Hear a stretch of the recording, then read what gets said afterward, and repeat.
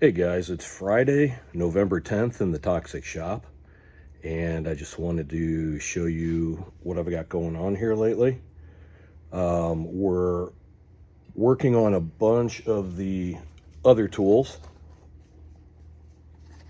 Just finished blasting a small group of them here, so these are ready to be carbidized and torched, and then they're done. And then we've got another batch back here that I just ground the tips on and then did the bends, and now they'll go over to the grinder to get the screwdriver ground.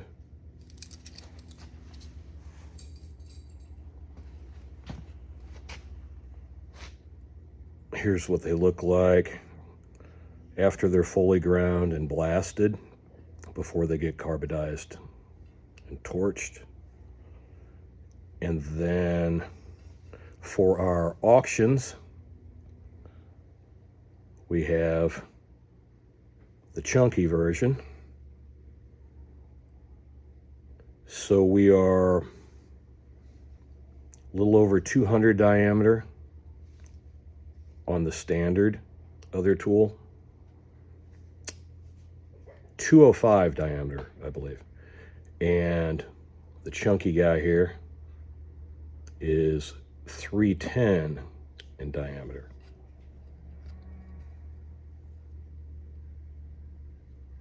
So I just did a couple of those.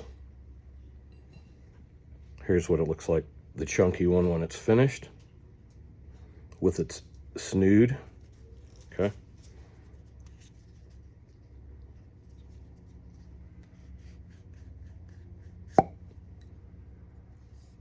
And carbidized quite a bit on these because they're for the auctions, so they're a little fancier, a little more carbidizing. You can see that the tip is flat, the punch, not pokey, but you can definitely use it defensively.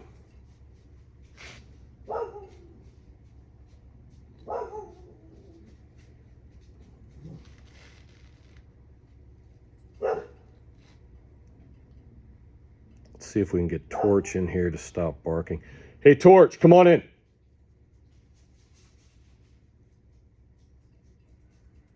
So there'll be two of these up on the auctions. Again, starts out as 6 inches long, just like the standard other tool. But 310 diameter. So we'll be playing around with several different sizes and diameters of material and doing prototypes here and there and see what else we come up with. But this one's pretty cool. And here's what it looks like. You can really see the difference. How do I do this here to where it can show up kind of? Okay. And then I had a request from my friend Matt for a titanium Hexbaton. He already has one. He wanted a titanium ring for his, and then he also wanted another complete unit. So I went ahead and made a few of those, and these will be getting drilled momentarily here. I just did the initial satin finish on them. Now I'll do the drilling for the ring, the titanium split ring. It's a flat split ring, and the ring will be blasted along with the Hexbatons. Torch, get in here, please.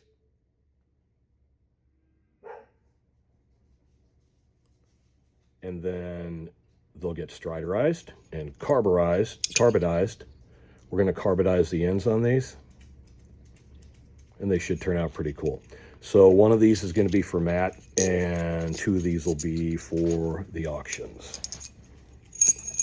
And what else do I have to show you here? Okay, this is for my friend Phil. So over the years, I've made a device that was initially called a Bleret, and then it became a Strangler, and then it became the Deadline. So this is a Deadline, but it's an enhanced version of a Deadline. So since this is actually the 4th iteration of this device, this is going to be called the Deadline Delta. And the Deadline Delta features 5mm Titan cord, which is made with Spectra, and it is very, very cut resistant. It has 3,100 pounds of shear strength. So what we have here, check this out. If you've never seen one, oh, he just popped back on himself. Did you see that? We have 2 4-inch long titanium rods, 5/8 inch diameter. Up top, we have a notch milled through the rods. Then we have a hole going through each of the rods, which you'll see more clearly once we unwind it here. So the end caps, these are titanium, they're threaded. The Spectra cord is threaded into the titanium fittings, and then it's bonded with 2-ton epoxy and also bonded in the end of the end cap is a small magnet which mates up with the one on the other side. Okay, so this is just a way to keep it all retained. It jumps back on there, as you can see, okay, which is kind of cool. I like magnets. But this keeps it from unraveling in your pocket or your gear bag. Now, if you can see up top here, I think we got decent lighting, you'll notice a little triangle right here, smaller one right here. If we flip that around, again, you can watch the triangle, a smaller triangle here.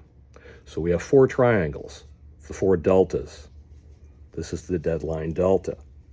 Now I named it the Deadline Delta because this is the 4th version of this device that I've made over the past couple of decades.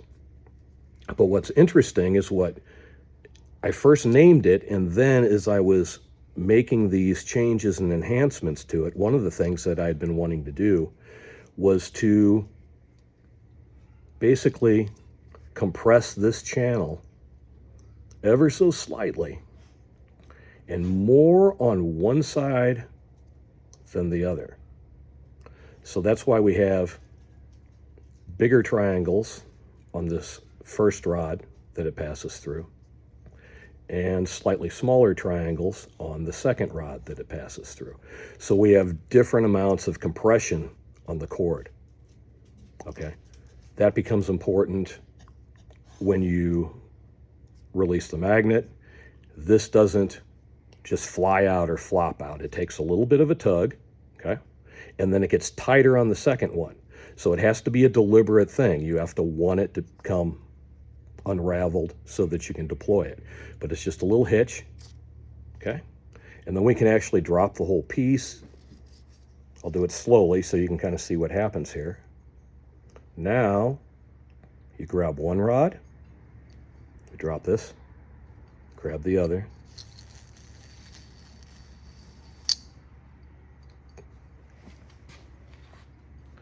"30 inches from rod to rod.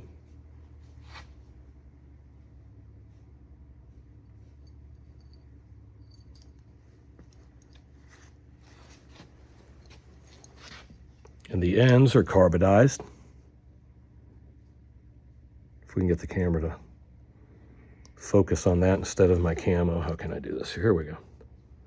So we've done carbidizing all around the top section.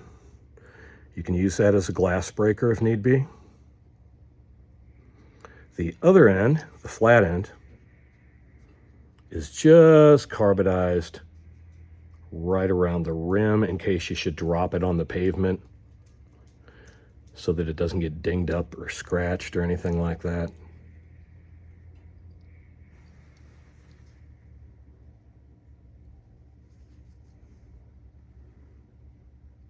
And that is Deadline Delta.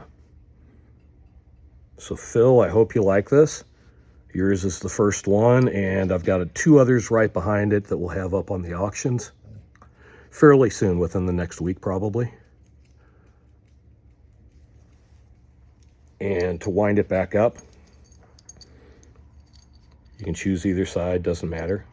Choose one, drop the other. Pull your cord through, brings the rods together. Both slots at the top. From there, we simply wind, or to make sure that it's perfectly lined up, I just figured this out last night, because Other Tool does things. That's right, Ellie. So we can use Other Tool. What we want to do here, what we're trying to do, is line up these slots to where they're very straight so that when we start wrapping, we don't get them too offset. Okay, we want everything lined up nice. So we can do that real easily by taking Other Tool, and we simply drop right in. Okay, he'll stay there. Now from there, we can take our cord. Other Tool won't let it fall through. So give it a nice wrap. Once, twice, 3 times. At that point, we're in a good position here for the cord to drop in, okay? We can take Other Tool and just slide them out the end and finish our wrap. And I'm holding it with my thumb here, with my index finger here. Wrap, wrap. And then, when we get to the last wrap, see our magnet over here, right? And you see our magnet here. We come through, and we want to drop in this notch. And give it a little press, and then the one right next to it, give it a press.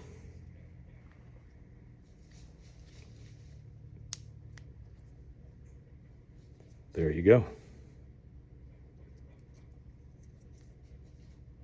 Deadline Delta. I hope you like it, Phil. I know you waited a while for it. Thanks, buddy. Take care, everyone.